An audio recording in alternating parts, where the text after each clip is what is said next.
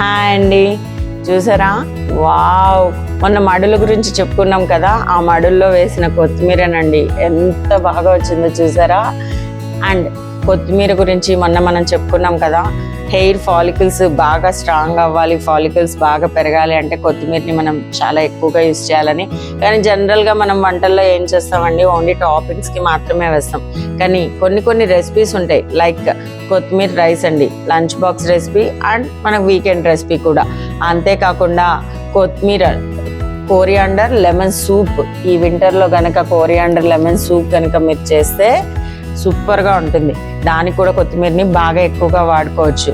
ఇంకా అంతేకాకుండా మనకి కొత్తిమీరతో ఆవకాయ పచ్చడి పెట్టుకుంటాం కదండి, అలాగే నిల్వ పచ్చడి కూడా పెట్టుకోవచ్చు. నార్మల్ పచ్చడి అయితే మనం చేసుకుంటుంటాము, కానీ నిల్వ పచ్చడి కూడా పెట్టుకోవచ్చు. రెసిపీ నేను తర్వాత చూపిస్తాను.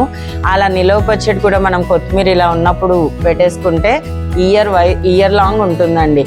అప్పుడు మనం కొత్తిమీరని బాగా ఎక్కువగా తీసుకోవచ్చు. మరి మీరు కూడా ఈ కొత్తిమీరని ఈ వింటర్లో ఎక్కువగా యూస్ చేయడం ట్రై చేస్తారు కదా.